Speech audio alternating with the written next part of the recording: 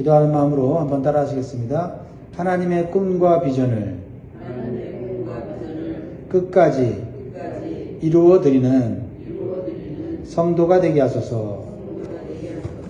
할렐루야. 아멘. 인간의 사랑도, 인간의 힘도 사람의 생명을 보호할 수가 없습니다. 오직 하나님만이 사람의 생명을 보호할 수 있고 살릴 수 있습니다. 누가 생명을 보호받는 삶을 사는가? 오늘 말씀을 통해서 깨닫게 되는 것은 하나님의 꿈과 비전을 가진 사람은 하나님께서 그 생명을 보호하시고 끝까지 인도하신다는 것을 보여줍니다.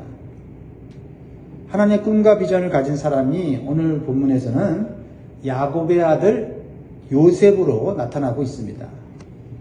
창세기 37장은 야곱 중심의 이야기에서 이제 요셉 중심의 이야기로 바뀌고 있어요. 사람이 바뀝니다.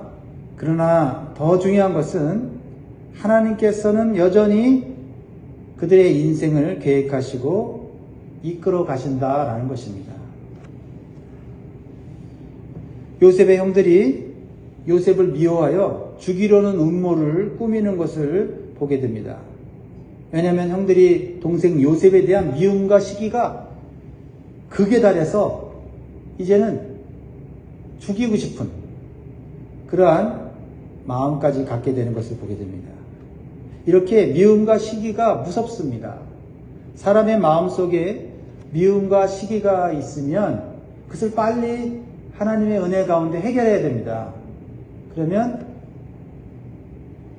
우리는 하나님의 사랑으로 그 미움과 시기를 극복할 수가 있습니다. 그러나 미움과 시기를 그대로 놔두면 미움과 시기가 점점 자라서 증오가 되고 혐오가 되고 심지어는 살인 충동까지 느끼게 되는 것을 보게 되죠. 어떻게 형들이 사랑해야 될 동생을 이렇게 미워하게 되었을까요?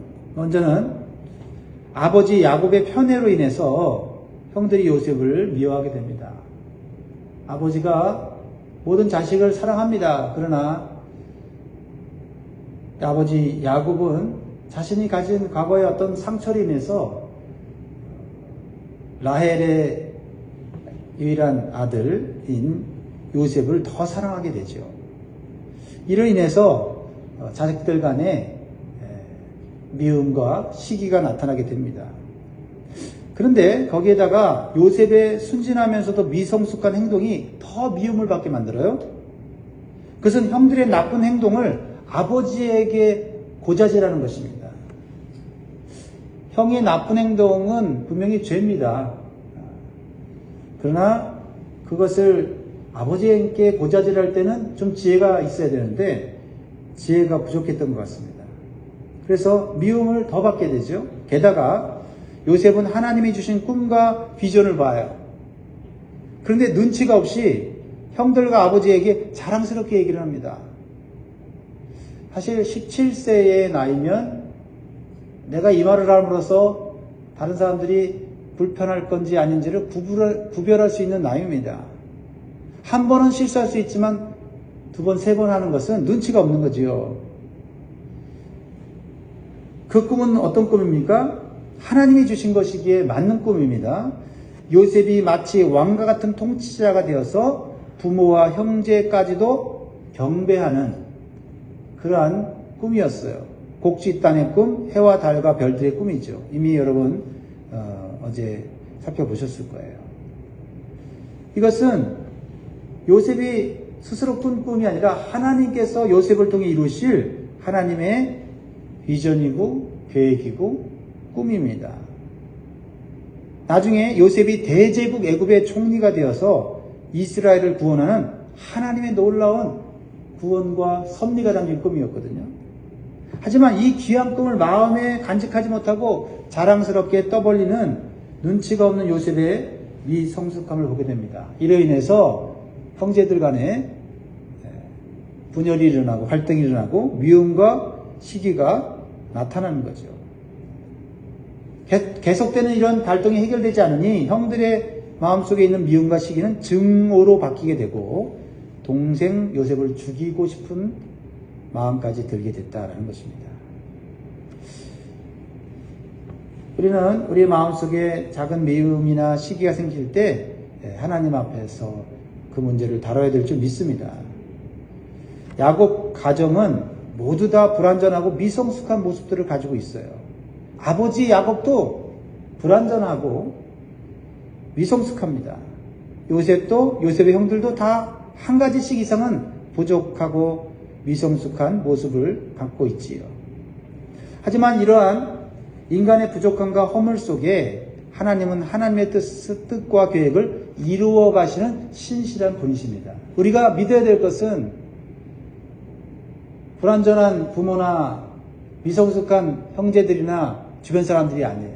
하나님은 그러한 미성숙과 불완전 속에서 하나님의 온전한 뜻을 이루어 가시기에 우리는 하나님께 집중해야 될 줄 믿습니다.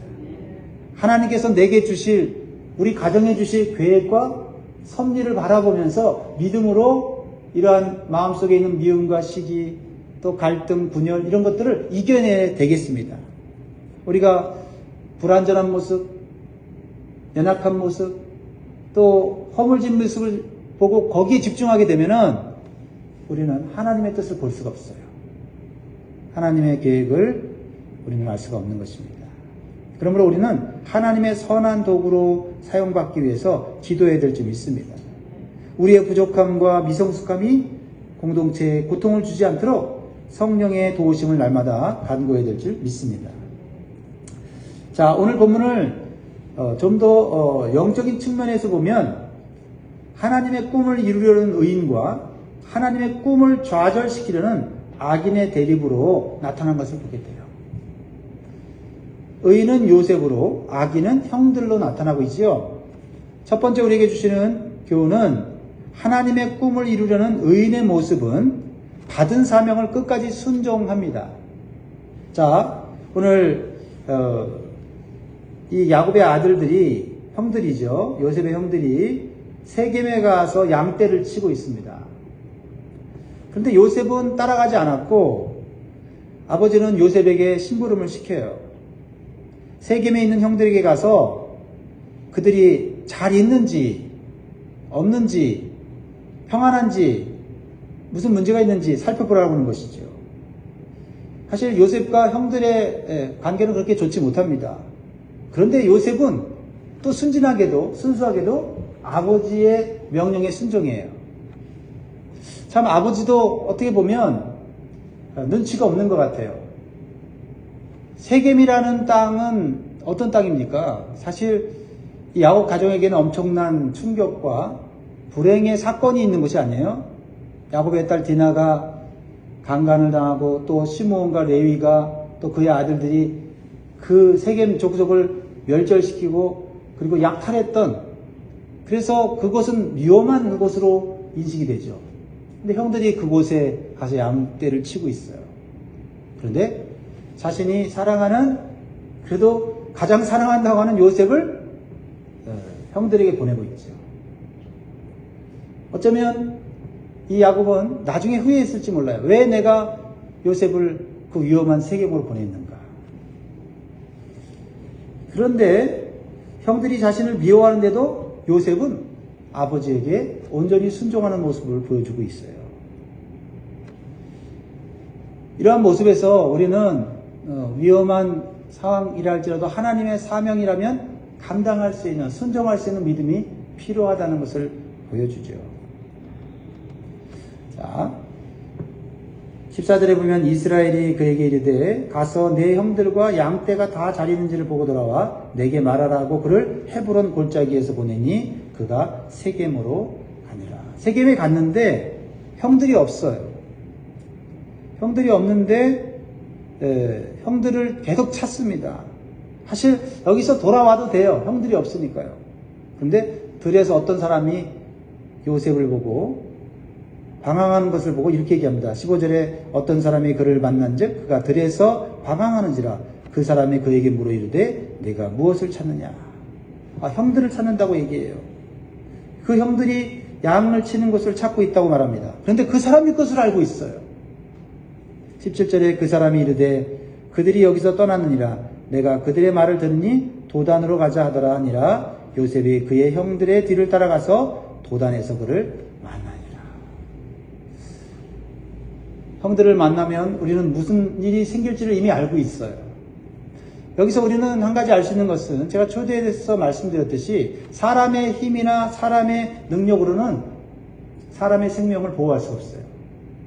아버지는 요셉을 사랑하지만 요셉을 사랑해서 형들에게 보냈는데 그 아버지의 사랑이 요셉의 생명을 보호하지 못해요. 부모의 사랑이 자식의 생명을 보호하지 못해요. 이런 위험 가운데 누가 보호하십니까? 하나님께서 요셉을 보호하고 계심을 우리는 보게 되죠. 즉 하나님의 꿈을 가진 자는, 하나님의 비전과 사명을 가진 자는 하나님이 보호하십니다. 자, 두 번째로 우리에게 주시는 교훈은 하나님의 꿈을 좌절시키려는 악인의 모습이 형들을 통해서 나타나고 있는 것을 보게 돼요. 하나님의 꿈을 실현하라는 신실한 성도들이 이 세상에 있지만 또한 하나님의 꿈을 좌절시키고 대적하는 악한 무리들이 이 세상에 있습니다. 그것이 형들의 모습을 통해서 나타나는데 요셉이 아버지의 명령을 따라서 형들에게 다가갑니다. 요셉은 형들을 미워하지 않아요. 형들에게 안부를 묻고 그 안부를 아버지에게 전달하려고 하는 그런 사명을 갖고 있어요. 근데 형들은 마음이 달라요. 저 멀리서부터 요셉이 오는 것을 알아요. 왜요? 아버지가 입혀준 채색옷이 눈에 띄었을 거예요. 채색옷은 귀한 사람에게 입히는 거 아닙니까? 그래서 18절에 요셉이 그들에게 가까이 오기 전에 그들이 요셉을 멀리서 보고 죽이기를 꾀하여 하면서 이렇게 합니다. 서로 이르되 꿈꾸는 자가 오는도다 라고 말하고 있어요. 꿈꾸는 자가 온다. 굉장히 의미심장한 거죠. 요셉이 꿈꾼 그 꿈의 내용 때문에 형들의 마음은 더욱 분노에 가득 찼고 동생을 증오하며 죽이려고 하는 거예요. 근데 그 꿈이 누가 준 꿈이에요? 하나님이 준 꿈이라는 거죠. 그래서 20절에 자 그를 죽여 한 구덩이에 던지고 우리가 말하기를 악한 짐승이 그를 잡아먹었다 하자 그의 꿈이 어떻게 되는지를 우리가 볼 것이니라 하는지라. 우리가 요셉을 죽이면 요셉의 꿈, 통치자가 돼서 우리가 절하는 그 꿈, 그거 없어질 거야 하면서 악한 짐승이 물어 죽였다고 말하자 라고까지 공모를 하고 있는 것이죠. 하나님이 주신 꿈을 좌절시키고 그 꿈을 대적하는 이 세상의 악한 자들의 모습을 보여주고 있습니다. 그런데 그것은 어리석은 거죠. 하나님의 꿈을 누가, 어떤 사람이, 어떤 권세자가 좌절시킬 수 있습니까?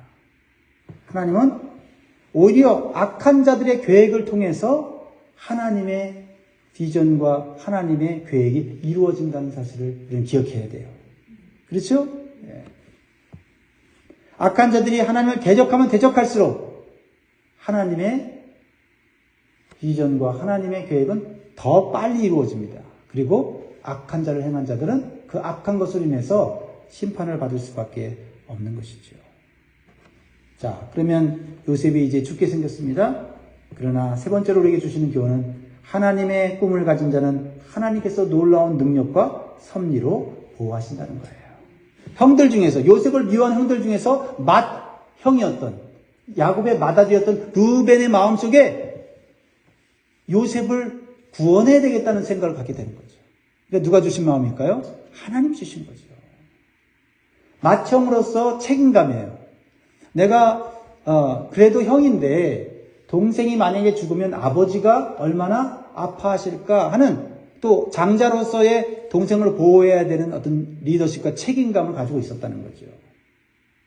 그래서 21절에 르우벤이 듣고 요셉을 그들의 손에서 구원하라 하여 이르되 우리가 그의 생명은 해하지 말자.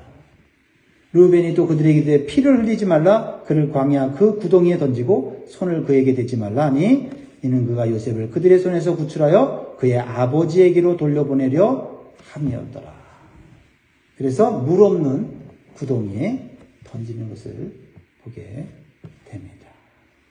자, 오늘 말씀을 통해서 하나님의 꿈과 비전은 의인의 순종을 통해서 이루어지는 걸 보게 되죠. 요셉의 순종, 위험을 각오하면서도 끝까지 사명을 감당함으로 결국은 요셉이 애굽으로 가서 총리가 되고 이스라엘 백성들을 애굽으로 인도하고 후에 그 이스라엘 백성들이 많아지고 강대해졌을 때 하나님은 가나안 땅으로 모세를 통해 인도하신 것을 우리는 기억합니다. 그러나 그 과정은 힘들고 고통스러운 또 어떻게 보면 불행한 노예로 끌려가는 형들의 악한 계획에 의해서 노예로 끌려가지만 하나님은 그 속에서 하나님의 신실하고 복된 계획을 구원의 역사를 이루어 가셨다라는 겁니다.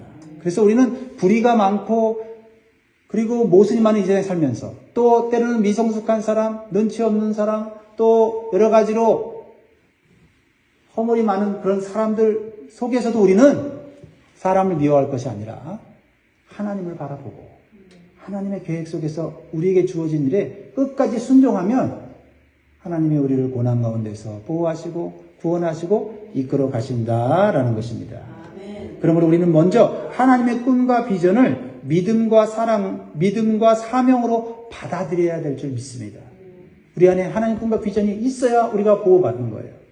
그리고 순종함과 성실함으로 사명을 감당할 때 고난 가운데서 생명을 보호하시고 인도하셔서 하나님의 뜻을 이룰 뿐 아니라 요셉처럼 영광과 칭찬과 상고를 받게 되는 복된 성도가 될 줄 믿습니다.